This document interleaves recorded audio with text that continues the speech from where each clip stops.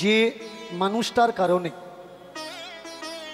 আমরা এক জায়গাতে হয়েছি, সে অন্য কেউ নয়, আমাদেরই ঘরের ছেলে, যার নাম নিমাই, যার নাম গোরা। আজকের আপনারা যারা দূর দূরান্ত থেকে এসেছেন, কেউ আমাকে ভালোবাসেন, আমাকে ভালোবাসার জন্যই এসেছেন, কেউ সত্যকে ভালোবাসেন, কেউ ঠাকুরজিকে ভালোবাসেন, কেউ কেউ আবার মজা নেওয়ার জন্য এসেছে, চল কারা কারা ধরে কি করে দেখব। তারাও এসে ভিড়ের ভিতরে বসে আছে, কারণ অনেকের ধারণা আমি নাকি সনাতন ধর্ম নষ্ট করছি, সনাতন ধর্মের সর্বনাশ করছি। কিন্তু কীর্তনের প্রারম্ভেই আমি আপনাদের জানিয়ে রাখি, আমাদের দেবী দেবতাদের গায়ে, আমার ভগবানের গায়ে যারা কলঙ্ক লাগিয়েছে, সেই কলঙ্কগুলো আমি শুধু তুলে ধরছি আর মুছে দেওয়ার চেষ্টা করছি, যে এই সব কথাগুলো সত্য নয়। তার ভিতরে একটা কথা চর্চা করছি। কিছুদিন আগে একটা ভিডিও ভাইরাল হয়েছে, আপনারা দেখেছেন, আমি যেখানে বলেছি কৃষ্ণ অসুর, সেখানে লেখা হয়েছে কৃষ্ণ ভগবান নয়, কৃষ্ণ অসুর। সত্য কোনটা আপনাদের শোনার দরকার। সত্যটা হলো ভগবান শ্রীকৃষ্ণ দেবতা নয়। দেবতাদের গায়ের রং কি? ফর্সা, গৌরবর্ণ। কিন্তু যারা অসুর তাদের গায়ের রং কি? কালো রং। দেবতারা মাথায় কি পরে? সোনার মুকুট পরে। আর কৃষ্ণ মাথায় গামছা পাকড়ি মেরে, কাপড় পাকড়ি মেরে মাথায় কি লাগায়? ময়ূরের পাখা। এই ময়ূরের পালক কারা লাগায় আমাদের দেশে?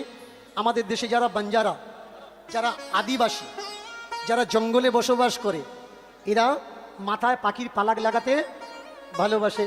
সেই জায়গাটায় এতদিন আপনারা শুনে আসছিলেন ময়ূর নিষ্কাম প্রেম করে, তার জন্য কৃষ্ণ ময়ূর পাখা। চিটিংবাজি গল্প সব খুলে দেখে নেবেন, ময়ূর নিষ্কাম প্রেম করে না। আর পাঁচটা পাখি যেমন মেলামেশা করে, ময়ূরও ঠিক সেই একই প্রসেসে মেলামেশা করে। তাহলে ভগবান শ্রীকৃষ্ণের মাথায় পালক কেন? এ বিষয়ে পরে আসছি, অনেক জটিল প্যাঁচের বিষয়। ছোট্ট একটা বিষয় বলে নিই, যেটা ভগবান শ্রীকৃষ্ণকে কত বড় মিথ্যাবাদী বানিয়েছে। কি করে মিথ্যাবাদী বানালো? আপনারা গীতা পড়েছেন। গীতা কটা? গীতা কিন্তু মূল গীতা দুটো। ভগবান শ্রীকৃষ্ণ দুবার গীতাকে উত্থান করেছেন, একটা কুরুক্ষেত্রের ময়দানে, আর একটা যুদ্ধ শেষ হয়ে গেলে অর্জুনের অনুরোধে। যেটা প্রথম কুরুক্ষেত্রের ময়দানে তিনি জন্ম দিয়েছিলেন গীতাকে, সেই গীতার নাম শ্রীমদ্ ভাগবত গীতা। পরে অর্জুনের অনুরোধে তিনি যে গীতা তৈরি করেন, সেই গীতার নাম হলো অনুগীতা। ভালো করে পড়ে নেবেন। কিন্তু বিভিন্ন আশ্রমের গুরু মহারাজরা এরা কৃষ্ণের থেকেও আরও বেশি বড়, কারণ কৃষ্ণ তো দুটো গীতা তৈরি করেছে, এরা 98টার বেশি গীতা তৈরি করেছে। 1998 থেকেও বেশি গীতা তৈরি করেছে। গুরু গীতা, শিব গীতা, কালী গীতা, দুর্গা গীতা, গণেশ গীতা, এইভাবে 98টার বেশি গীতা এরা জন্ম দিয়েছে। তাহলে বলুন কৃষ্ণের ক্ষমতা কতটা? সে দুটো জন্ম দিয়েছে, আর এরা 98টার বেশি জন্ম দিয়েছে। এবার কৃষ্ণকে এরা মিথ্যাবাদী কি করে বানালো? ভালো করে মন দিয়ে কথাগুলো শুনবেন। কৃষ্ণকে মিথ্যাবাদী ওই জায়গায় বানালো যেখানে ভগবান শ্রীকৃষ্ণ শ্রীমদ্ ভাগবত গীতায় অর্জুনকে বলছেন, হে অর্জুন, কতবার তুমি জন্ম নিয়েছো তোমার কিন্তু মনে নেই, কিন্তু কতবার আমি জন্ম নিয়েছি তার পুঙ্খানুপুঙ্খ আমার মনে আছে। তাহলে শ্রীমদ্ ভাগবত গীতায় তিনি অর্জুনকে কি বলছেন? যে অর্জুন, আমি কতবার জন্মেছি আমার মনে আছে। তাহলে যখন অনুগীতা তৈরি হয়, অর্জুন কৃষ্ণকে বলছেন যে ও হে ভগবান শ্রীকৃষ্ণ। আচ্ছা, অর্জুন জিজ্ঞাসা করছে, হে ভগবান, যুদ্ধের সময় যে জ্ঞান আপনি আমাকে দিচ্ছিলেন, ওই সময় আমার মনের পরিস্থিতি ভালো ছিল না, তাই ভালোভাবে গ্রহণ করতে পারিনি। আপনি যদি আর একবার বলেন বড় ভালো হয়। এই জায়গায় দাঁড়িয়ে ভগবান শ্রীকৃষ্ণ বললেন যে তখন শিবের সঙ্গে আমার সংযোগ ছিল, তখন আমি তোমায় কথা শোনাতে পেরেছি, কিন্তু এখন যে আমি শোনাবো, এখন আমার সঙ্গে শিব সংযোগ নেই। যেগুলো আমার মনে আছে সেগুলো আমি বলবো, যেগুলো ভুলে গেছি সেগুলো আমি আমার বানানো কথা বলবো, আর তা হলো অনুগীতা। চমৎকার হলো কোন জায়গায়? চমৎকার হলো যে কৃষ্ণ কুরুক্ষেত্রের ময়দানে দাঁড়িয়ে অর্জুনকে বলছেন তুমি কতবার জন্ম নিয়েছো তোমার মনে নেই, আমার মনে আছে, আমি কতবার জন্মেছি, তুমি কতবার জন্মেছো, সেই কৃষ্ণ কদিন পরে অর্জুনকে কি করে বলে যে কুরুক্ষেত্রের ময়দানে আমি যা বলেছি আমার সবগুলো মনে নেই? তাহলে আমার ভগবান শ্রীকৃষ্ণকে মিথ্যাবাদী কারা বানালো? আমি বানালাম? আমি বানালাম না, গ্রন্থ দ্বারা বানানো হলো। আর এই গ্রন্থগুলো লিখেছে কারা? আজকের যারা ঘন্টা নাড়ছে এদের বাপ ঠাকুর দ্বারা ধর্মগ্রন্থ লিখেছে। আমি তো বলি, আপনারা বলতে পারেন যে এদের বাপ ঠাকুর দ্বারা ছাড়া অন্য কেউ লেখেনি, আমি বলবো না, কারণ নিজ জাতের লেখাপড়ার কোনো অধিকারই ছিল না।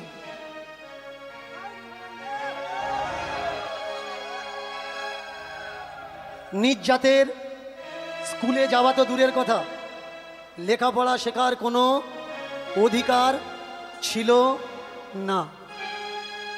তাহলে যদি অধিকার না থাকবে তাহলে তারা ধর্মগ্রন্থ লিখলো কি করে? লিখতেই পারে না। এই ধর্মগ্রন্থ কারা লিখেছে? যারা তখন লেখাপড়া জানতো। বলুন তো ধর্মের নিন্দা কারা করছে? তাকিয়ে দেখুন, ধূপের প্যাকেট, কালী, কৃষ্ণ, নিতাই, গৌর, শিব, এদের ছবি দেওয়া হলো। ধূপটা যতদিন আছে ততদিন তুমি ধূপের প্যাকেটটা গুছিয়ে রাখলে, ধূপটা যখন শেষ হয়ে যাবে ধূপের প্যাকেটটা কোথায় যাবে? ডাস্টবিনে, নোংরা ময়লার ভিতরে। তাহলে আমি নিন্দা করছি ধর্মের, নাকি ধূপ কোম্পানির মালিকরা নিন্দা করছে, অপমান করছে? শুধু তাই নয়, আপনারা চলে যাবেন নবদ্বীপের আশ্রমে, সেখানে গিয়ে দেখবেন জপের মালা, রাধাকৃষ্ণের ছবি, নিতাই গৌরের ছবি। বলো তো ভাই, জপের মালাটা যতদিন ভালো আছে ততদিন নয় তুমি জপের মালা যত্ন করলে, যেদিন ছিঁড়ে যাবে জপের মালা কোথায় যাবে? বলো তো আসন বিক্রি করছে, আপনারা গিয়ে দেখে নেবেন, যদি ভুল কথা বলি আমাকে এসে বলবেন যে আপনি ভুল বলেছেন। পেন বিক্রি হচ্ছে, পেনে রাধাকৃষ্ণের ছবি আছে, যেদিন পেনটা ভেঙে যাবে রাধাকৃষ্ণটা কোথায় যাবে? ডাস্টবিনে চলে যাবে। গামছা বিক্রি হচ্ছে, গেঞ্জি বিক্রি হচ্ছে, টি শার্ট বিক্রি হচ্ছে, জামা পাঞ্জাবি বিক্রি হচ্ছে, বুকে এখানে রাধাকৃষ্ণ নিতাই গৌরের ছবি লাগানো। বলুন তো যতদিন ভালো আছে ততদিন ওটা আপনি ব্যবহার করলেন, কিন্তু যখন ওই জামাটা ছিঁড়ে যাবে, গেঞ্জিটা ছিঁড়ে যাবে, আপনার নিতাই আর গৌর, কৃষ্ণ আর রাধে কোথায় পড়ে থাকবে? নেতাকানি হবে। তাহলে কারা অপমান করছে? আমি অপমান করছি? আমি অপমান করছি না। আজকের যে রাধাকৃষ্ণকে আপনি মন্দিরে বসিয়ে প্রতিষ্ঠা করলেন, মন্দিরে বসিয়ে পূজা করলেন, সেই রাধাকৃষ্ণকে তার পরের বছর বের করে মন্দিরের পিছনে রেখে দিলেন কেন? ওটা খারাপ হয়ে গেছে, আর একটা নতুন আনা লাগবে। আমাকে অনেকে বলেছে যে বাবা, ঠাকুর যদি খারাপ হয়ে যায় আর একটা নতুন ঠাকুর তুলতে হয়। আমি বলি, তোরা মেয়ে বিয়ে দিয়েছিস, জামাই যদি খারাপ হয় আর একটা নতুন জামাই দিস নাকি? যদি হাত পা ভেঙে যায়, মাথা ভেঙে যায়, চুল খারাপ হয়, তাকে কি করিস? ট্রিটমেন্ট করিস। তেমনি মূর্তি নিয়ে তোরা যে ঠাকুর ঘরের পিছনে রাখছিস, অনেকে আবার দয়া করে নিয়ে গিয়ে অনেক দূরে বটগাছের গোড়ায় রেখে দেয়। বলুন তো, যে ঠাকুরটা পূজা করেছেন, যার পায়ে আপনি মিনতি করেছেন, প্রার্থনা করেছেন, আমার করুণা করো, আমার দয়া করো, আমার সংসারে শান্তি দাও, আমাকে রক্ষা করো, সেই ঠাকুরটা বটগাছের গোড়ায় বসে আছে, বৃষ্টিতে ভিজছে, ওই ঠাকুরটা কার কাছে হাত জোড়ো করে কাঁদবে যে বৃষ্টির হাত থেকে আমাকে রক্ষা করো? এবারে বলুন, ঠাকুরকে কে অপমান করছে? দীনকৃষ্ণ ঠাকুর না, দীনকৃষ্ণ ঠাকুর ঠাকুরকে অপমান করছেন। যারা ঠাকুরকে অপমান করছে তাদের কথা শুধু তুলে ধরছে মাত্র। আমাকে বলে অনেকে, আপনি ব্রাহ্মণদের নামে নিন্দা করেন, আপনি বৈষ্ণবদের নামে নিন্দা করেন। ভালো করে শুনে রাখুন, কোনো ব্রাহ্মণ কোনো বৈষ্ণব দিয়ে ব্যক্তিগত আমার কোনো রাগ, হিংসা, প্রতিহিংসা নেই। আমি কাউকে নিন্দা করি না। কিন্তু আমি বলি, অনেকে বলে, আমাদের মতন কীর্তনীয়রা, ভাগবত পাঠকরা এখানে দাঁড়িয়ে বলে, ব্রাহ্মণ বৈষ্ণব ছিল বলে তবে চাঁদ সূর্য উদয় হচ্ছে, তবে জুয়ার ভাটা হচ্ছে, না হলে হতো না। আমি তাদেরকে বলি, একটা দেখা যেটা অরিজিনাল, কেউ এরা অরিজিনাল না। আমাকে অনেকে বলে এদের মুখের কথায় নাকি আগুন জ্বলে, একটা ধরে দেখা দেখি কার মুখের কথায় আগুন জ্বলে। এইসব জোচ্চুরি কথাগুলো কোত্থেকে পায় এরা, যে মানুষের মুখের কথায় আগুন জ্বলে? মানুষের মুখের কথায় যদি আগুন জ্বলতো তাহলে ইটের মিলে আগুন লাগানোর জন্য কি লাখ টাকা খরচা করা লাগতো? এদের ডেকে নিয়ে গিয়ে মুখ ঠেকিয়ে ফুঁক দিত, ইটের মিলে আগুন লেগে যেত। কখনো মুখের কথায় আগুন লাগে না। বিশ্বাস করবেন কি করে? আমার দিকে তাকান। অনেকে বলে মন্ত্রের ক্ষমতা নেই, আমি বলি মন্ত্রের ক্ষমতা নেই। যারা মন্ত্র বলে, মন্ত্রের যদি ক্ষমতা থাকতো তাদের অভিশাপেরও ক্ষমতা থাকতো।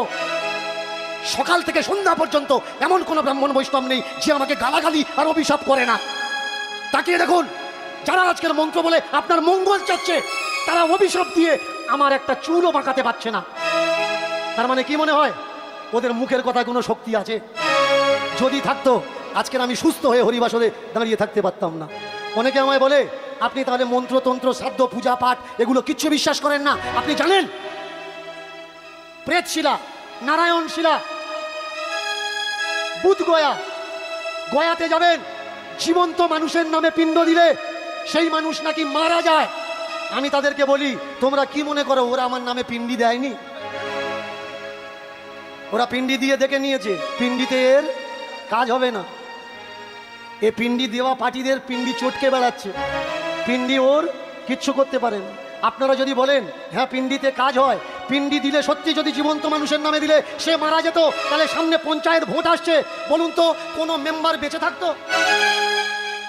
এ ওর নামে পিণ্ডি দিত, ও ওর নামে পিণ্ডি দিত, তাহলে কোনো নেতা, কোনো এমএলএ, কোনো মন্ত্রী বেঁচে থাকতো না। তার মানে পিণ্ডি দিলে মানুষ যে মরে, এ কথাটা সত্য কথা। দেখুন অনেকে বলে ওরা নাকি আমার নামে কেস করছে। কেস করছিস কেন? অভিশাপ দে না। তোরা তো অভিশাপ দেওয়া লোক, বের করে সঙ্গে সঙ্গে ভস্ম হয়ে যা। আমাকে অভিশাপ দিবে, আমি ভস্ম হয়ে যাব। তার মানে তোদের কথায় কোনো কাজ হয় না। আমাকে অনেকজন বলেছে বাংলাদেশ থেকে নিয়ে আসবো, ডিবেটে বসাবো। তাহলে ভারতের পূজাগুলো তোরা করছিস কেন? বাংলাদেশ থেকে ডাক, মানে তোরা কিচ্ছু জানিস না, বাংলাদেশ থেকে আসবে, সেই আমার সঙ্গে ডিবেট করবে, তোরা পারবি না। তাহলে ভারতের পূজাগুলো তোরা করছিস কেন? তোরা তো কিচ্ছু জানিস না, বাংলাদেশের লোক ডাক, ওরা পূজাগুলো। চমৎকার দেখুন আমার দেশে কিভাবে অন্ধকার ছড়ানো হচ্ছে, কীরকমভাবে। এই কীর্তনিয়ারা যদি না থাকতো, ভাগবত পার্টিরা যদি না থাকতো, তীর্থে কিন্তু কোনো মানুষ যেত না। তীর্থের মাহাত্ম্য আপনি কোত্থেকে জানছেন? আমাদের মতো কীর্তনিয়ার মুখ থেকে জানছেন, তারপরে তীর্থে ছুটছেন। বলুন তো মহাভারতের ভিতরে ধর্মরাজ যুধিষ্ঠির ভালো না খারাপ? একটু জোর করে বলবেন, ধর্মরাজ যুধিষ্ঠির ভালো না খারাপ? ভালো। আর দুর্যোধন ভালো না খারাপ? খারাপ। ধর্মরাজ যুধিষ্ঠির ভালো, এটা আমরা বলি তাই আপনারা মনে করেন ভালো। বলুন তো ও যদি ভালো লোক হবে, ওর আক্কেল জ্ঞানটা কি? ও জুয়া খেলে কি করে? জুয়া খেলে খেলুক, জুয়া খেলে বউ ভাই কেউ দানে ধরে। দানে ধরেছিস ধরেছিস, তোর বউটার এতগুলো লোকের সামনে কাপড় খুলে নিচ্ছে, তুই কি আক্কেলে স্বামী মাথা নিচু করে বসে দেখছিস? আর যদি দেখলি তুই ধর্মরাজ কি করে হলি? যে ধর্মের রাজা হয় সে কখনো জুয়া খেলতে যায়। দুর্যোধনকে আপনারা খারাপ বলে জানেন। বলুন তো মনুস্মৃতি যেখানে লেখা হলো নির্যাত ধন সম্পত্তি রাখতে পারবে না, যদি রাখে সেই রাজ্যের রাজা তাকে ধন সম্পদ কেড়ে নেবে, নিয়ে তাকে গরিব বানিয়ে দেবে। তাহলে যিনি সুত পুত্র, যার নাম কর্ণ, এই কর্ণকে রাজত্ব দিয়ে রাজা কে বানিয়েছে? দুর্যোধন।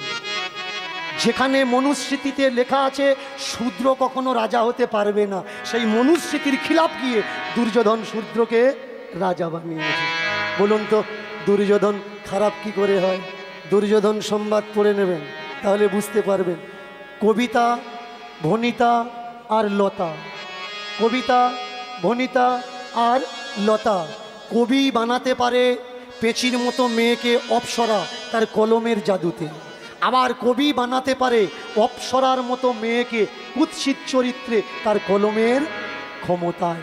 আজকের যে ইতিহাস পিছলা দিনে ছিল যে শূদ্রদের শিক্ষার থেকে বঞ্চিত রাখো, শূদ্র যদি লেখাপড়া শেখে তাহলে আমরা রাজত্ব করতে পারবো না, সেই শূদ্রের শিক্ষা বর্তমানে কেড়ে নেওয়া হচ্ছে চক্রান্ত করে। কিরকম? আপনি মনে করছেন আমরা পড়াশুনো করছি, কিন্তু না ভাই, মিড ডে মিল স্কুল থেকে আরম্ভ করে প্রাইমারি পর্যন্ত এই যে ডিম খিচুড়ি আপেল ঢুকিয়ে দেওয়া হলো, শিক্ষার কিছু আছে? নেই। আজকে যদি হাইকোর্টে বিচার না হতো তাহলে বুঝতে পারতাম না কটা গভর্নমেন্ট স্কুলের হেডমাস্টার হয়ে চাকরি করছিল। তাহলে যদি সত্যি ভারতের শিক্ষা ব্যবস্থা সরকার চায়, তাহলে আমাদের সরকার এই স্কুলে মূর্খ লোকগুলো ঢোকাচ্ছে কেন? সরকারি স্কুলে সরকার চাইতো যে ভালো টিচার ঢুকুক, আর আমাদের শিক্ষা ব্যবস্থাকে আরও মজবুত করত। আমাদের শিক্ষা ব্যবস্থায় কোনো মজবুতি নেই, কোনো মিটিং নেই, কোনো আলোচনা নেই। লেখাপড়া যা হচ্ছে হচ্ছে, ছেলে মেয়ের বাবাগুলো, গার্জেনের বাবাগুলো ও নিয়ে কোনো মাথায় ঘামা না। ছেলে স্কুলে যাচ্ছে, ফিরে আসছে, কিন্তু ছেলে মেয়ের বাবা মাগুলো ঝগড়া করছে কখন? যখন ডিম একটু ছোট হয়েছে। লেখাপড়ায় অসুবিধে, আন্দোলন করছে না, কিন্তু ডিম ছোট হলে স্কুলে ছুটে যাচ্ছে, দিদিমণি আমার পাশের বাড়ি অত বড় ডিম, আমার ননদ ছোট ডিম কেন? লেখাপড়া যা হচ্ছে হোক, কিন্তু ডিম নিয়ে মারপিট হচ্ছে। তাকিয়ে দেখুন ইতিহাস, আমরা যে ইতিহাস জানি সেই ইতিহাস সম্পূর্ণ ভুল জানি। যে স্বাধীনতা করে আমাদের বাড়ির ছেলে মেয়েগুলো ফাঁসির দড়ি মালা ভেবে গলায় নিল, যারা বুক পেতে দিয়ে ইংরেজদের গুলি বুকে নিল, এই কি স্বাধীনতা? ইংরেজরা রাজত্ব করার আগে মোগল পাঠান ভারত শাসন করেছে 800 বছর। ভালো করে খেয়াল করবেন, যারা পড়াশুনো করে ইতিহাস জানে তাদের জিজ্ঞাসা করবেন, এই মুঘল পাঠান 800 বছর রাজত্ব করেছে। কখনো কারোর একবারও মনে হয়নি যে স্বাধীনতা দরকার, দেশ স্বাধীন হওয়ার দরকার? হঠাৎ করে ইংরেজরা 290 বছরের রাজত্বের ভিতরে স্বাধীনতা করে নাচানাচি করলো কেন এরা? শুনুন, এর ইতিহাস যদি সহ্য করার ক্ষমতা থাকে তাহলে বলবো, না হলে বলবো না। বলবো কি? মেদিনীপুরের এক রাজা জমিদার, তাকে ধরে ইংরেজরা ফাঁসি দিল কেন? হত্যা করেছে একটা সাধারণ মানুষকে। এই বুদ্ধিজীবীরা লাফিয়ে উঠেছে যে মনুস্মৃতিতে লেখা আছে যদি কোনো ব্রাহ্মণ কাউকে হত্যা করে তাকে মৃত্যুদণ্ড দেওয়া যাবে না। মহাভারত তার প্রমাণ। কেন? যিনি অশ্বত্থামা, দ্রৌপদীর 5টা পুত্র ঘুম ভরে তাদের মেরে ফেলেছে, কিন্তু তার মৃত্যুদণ্ড দেওয়া হয়নি, তার মাথা মণি তুলে নিয়ে ছেড়ে দেওয়া হয়েছে। মনুস্মৃতি। এবারে শুনুন, বলা হচ্ছে যদি কোনো পণ্ডিত কাউকে বলাৎকারও করে তবুও সে সাজার অধিকার নয়। যদি কোনো ব্রাহ্মণের বিচার করতে হয় অন্য কোনো জাত করতে পারবে না, শুধু ব্রাহ্মণই ব্রাহ্মণের বিচার করবে। আচ্ছা, যার গরু ধান খেয়েছে সে বিচার করবে, বিচারটা ঠিক হবে তো? হবে না। মনুস্মৃতি কি বলে? তাই বাবা সাহেব আম্বেদকর মনুস্মৃতিকে পুড়িয়ে দিয়ে কনস্টিটিউট সংবিধান লাগু করেছিলেন, যে জয় সংবিধানের জয়, মনুস্মৃতি নিপাত যাক, সংবিধান স্থিতি থাক। তাকিয়ে দেখুন ধর্মের নামে কি সব অত্যাচার আমার সমাজে শুরু হয়েছে। ধর্মের নামে অত্যাচার, আর আমার মানুষগুলো, আমার সমাজের মানুষগুলো সেই সব অত্যাচার ধর্মের কালচার বলে মাথা পেতে দিচ্ছে। বলো তো দেখি, কদিন হয়ে গেল আগে নীলবাতি এদিকে হয়েছে তো? সন্ন্যাসী হয়েছিলেন, বলুন তো, উত্তরী গলায় দিতে গেলে একটা মন্ত্র বলতে হয়। সেই মন্ত্রটা কি? একটু মন দিয়ে শুনবেন। সেই মন্ত্রটা হচ্ছে স্বগোত্র পরিত্যাজ্য। ভালো করে শুনবেন। স্বগোত্র পরিত্যাজ্য শিবগোত্র ধারণম, মানে আমি আমার গোত্র আজকের থেকে পরিত্যাগ করে দিয়ে শিব গোত্র ধারণ করলাম। তার মানে আমি নির্জাত নয়, আমি শৈব। এবারে বলুন তো, এরা যদি নির্জাতের মানুষকে গোত্র পাল্টে অন্য গোত্রে ঢোকানোর ক্ষমতা রাখে, তাহলে আমার ভারতবর্ষে আজও পর্যন্ত এত হাজার বছর পর্যন্ত কাওরা, মুচি, মেথর, বাগদি, হাড়ি এরা উচ্চ জাতে ওঠেনি কেন? তোদের কাছে তো ভাই ক্ষমতা আছে মানুষকে উঁচু জাতে তোলা আবার নিচু জাতে নামিয়ে দে। তাহলে তোরা তাদেরকে উঁচু জাতে কেন তুললি না? শুধু শিব পূজার সময়, এই সেদিনে শিব পূজা হয়ে গেল, ভুঞ্জি ঘর লিস্ট করে দিয়েছে। শিব পূজায় যে নীলবাতিতে আমরা কি পূজা করি? মাল সাথে দুধ আর গঙ্গা জল দিয়ে ছোট্ট ছোট্ট শিলা নুড়ি পাথর তার মধ্যে দিয়ে পূজা করি, তাই তো? এবার বলুন, এরা লিস্ট করলো পূজার জন্যে একটা শাড়ি লাগবে, একটা ধুতি লাগবে, একটা গামছা লাগবে। বলুন তো দেখি, এই যে শিলা পাথর এ ধুতি পরে, তাহলে তোরা ধুতি কেন লিখলি? এইবার আলতা পেড়ে শাড়িটা কেন লিখলি? এই জোচ্চরগুলো বলতে পারে না যে আমাদের বউরা পরবে, আমাদের মেয়েরা পরবে। তোরা লিখছিস কেন? আমাকে বলে আমরা শিবের নামে লিখেছি। বলুন তো, ধরে নিলাম শিবের নামে লিখেছে, শিব ধুতি পরে, শিব কি পরে? বাকছাল। তাহলে বাকছাল লিখলি না কেন? তোরা ভালো করে জানিস, যদি বাকছাল লিখি আর বাকছাল যদি কেউ আমাদের দেয় আর দেখে যদি পুলিশ ঢুকিয়ে দেয় বাড়িতে, আমাদের ছাল থাকবে? বরং ধুতি নিয়ে যাই, কেউ কিছু বলবেন। বাকছাল লেখার দরকার নেই। কি করছেন? কাকে দিচ্ছেন? অনেকে বলে এরা নাকি দিন মজুরি খাটতে আসছে। এরা ব্রাহ্মণ কোথায়? ওরা তো মন্ত্র বলছে, মজুরি নিচ্ছে। ওরা যে পরিশ্রম করছে, পরিশ্রমের দাম নিচ্ছে। ঠিক আছে, ওরা যদি পরিশ্রম করছে, পরিশ্রমের দাম নিচ্ছে, তাহলে তোমার চাষের জমিতে যে চাষিটা, যে দেহারি মজদুরটা, যে জনটা তুমি ডেকে এনে ধান ফেলছো, জমি রুইছো, ধান কাটছো, তাকে কখনো পা ধুইয়ে দিয়েছো? বসতে জায়গা দিয়েছো? দাওনি। সে তো মজুরি খাটতে আসছে, এও মজুরি খাটতে আসছে। এর বেলা যত্ন করে নাতির বয়সী ছেলে তাকে পা ধুইয়ে দিচ্ছে, তার দিদিমার বয়সী কোনো মায়েরা। আর এই অজ্ঞান স্টুপিডটা পা বাড়িয়ে দিয়ে চুপ করে বসে আছে, ধো ধো। আর তুমি মনে করছো এতে চরণ ধোয়ালে আমার পুণ্য।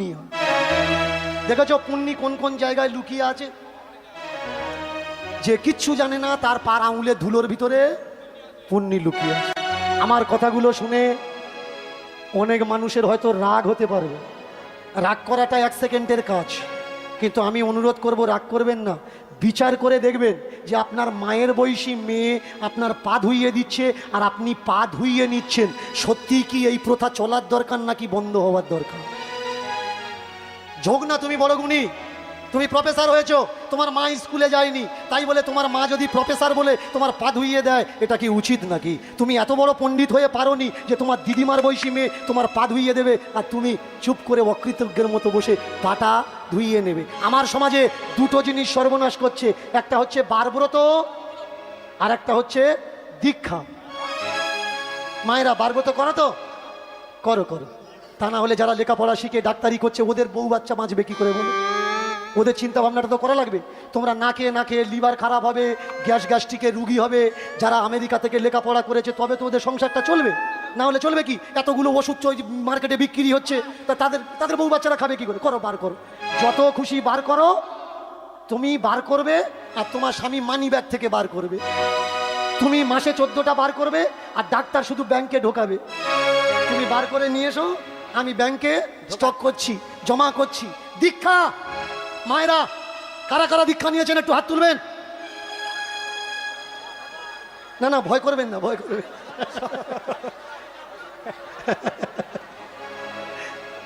যারা যারা নৌনি নেবে, হ্যাঁ নেবে, দীক্ষা নিলে তোমার কি হবে জানি না, কিন্তু যারা দীক্ষা দেবে ওদের সংসারটা তো চলবে। তোমার কানে মন্ত্র দিয়ে তুমি ভাববে বাড়িতে গুরুদেব এসেছে, ভালো খাওয়াবে, প্রথম ফসলটা, পূজার নতুন জামা কাপড়টা তুমি বাটিয়ে দেবে। বলো তো গুরুদেবকে আমরা কি বলে ডাকি? বাবা। কি বলে ডাকি? মায়েরা জোর করে বলবেন, বাবা। বাবা কে হয়? যে নিজে না খেয়ে বাচ্চাকে খাওয়ায়। মা কাকে বলে? যে নিজে না খেয়ে বাচ্চাকে খাওয়ায়। বলুন তো, আপনার বাড়ি আপনার গুরুদেব এসেছে, আপনি 4-5 ভাগে রান্না করে ওকে ধরে দিয়েছেন, আপনি খেয়েছেন কি খাননি ও কোনো খোঁজ রাখেনি, ও গিলে যাচ্ছে, ও কোনাক্কেলের বাবা। আপনার বাড়িতে যখন গুরুদেব আসে, গুরুদেব কি খেতে ভালোবাসে আপনি কিনে এনে তাকে খাওয়ান। কখনো খোঁজ নিয়েছেন যে আপনি কি খেতে ভালোবাসেন গুরুদেব জানে কি না? বলুন তো, আমি কারোর গুরু নিন্দা করছি না, আমি শুধু তুলে ধরছি যারা সৎ গুরু আর যারা অসৎ গুরু। বলুন, আপনারা যতবার গুরুদেবের বাড়িতে গেছেন খালি হাতে গেছেন? খালি হাতে যাননি, কিছু না কিছু হাতে করে নিয়ে গেছেন। এবার বলুন, আপনার গুরুদেব যখন আপনার বাড়িতে এসছে কিছু নিয়ে এসছে, তাহলে ও কি আক্কেলের বাবা? ও তো বাবা নয়, ফাদার। ও তো ফাদার। যে খালি হাতে যায় আর ভ্যান ভাড়া করে মাল নিয়ে টেনে বাড়ি তোলে, এ গুরুদেব কি করে হয়? করবেন করবেন, গুরুদেব করবেন। কেমন না করলে মালপত্রগুলো বয়ে নিয়ে যাবে কি করে? হওয়ার দরকার। এখানে দাঁড়িয়ে আমার সমাজকে কিভাবে নষ্ট করেছে এরা শুনুন। কৃষ্ণকে ভক্তি করো, ভগবানকে ভক্তি করো, নারায়ণকে ভক্তি করো। বিভিন্ন ভক্তকে প্রমাণ দিয়েছে যে মা কথা বলছে না, মার সঙ্গে বলছে মা কথা বলবি না, তাহলে তোর হাতের খড়গ আমি আমার গলায় বসিয়ে দেবো। প্রতিজ্ঞা করে খড়গটা নিয়ে গলায় কোপ দিতে যাচ্ছে, মা বললে দাঁড়া বাবা, তোর ভক্তিতে আমি সন্তুষ্ট হয়েছি। গলায় কোপ দিতে গেল, মা তাকে দেখা দিয়েছে। একজনকে টেনে বের করুন না, আমরা দাঁড়িয়ে থাকবো, গলায় কোপ মারবে আর মা এসে ওর খড়গটা ধরবে। এরা চাচ্ছে তোমার ছেলে বউগুলো মরুক, কিন্তু আমার ছেলে বউগুলো না। এই যে এমন একটা গ্রাম নেই আপনি দেখাতে পারবেন না যে গ্রামে মন্দির নেই, এমন একটা বাড়ি নেই আপনি দেখাতে পারবেন না যে বাড়িতে ঠাকুর ঘরে সন্ধ্যা ভোগ শীতল দেওয়া হয় না। যদি মহাভারত পড়ে থাকেন, মহাভারত শুনে থাকেন, যারা পড়েছে তাদেরকে জিজ্ঞাসা করবেন, পঞ্চ পাণ্ডব 11 বছর বাড়ি ছেড়ে ঘুরেছে বনে জঙ্গলে, তাহলে দেখাতে পারবেন কোথাও লেখা আছে উমুক মন্দিরে উঠেছে? দেখাতে পারবে, কিন্তু আশ্রমে উঠেছে উল্লেখিত আছে। তার মানে আমার ভারতবর্ষে কোনো মন্দির ছিল না, আশ্রম ছিল।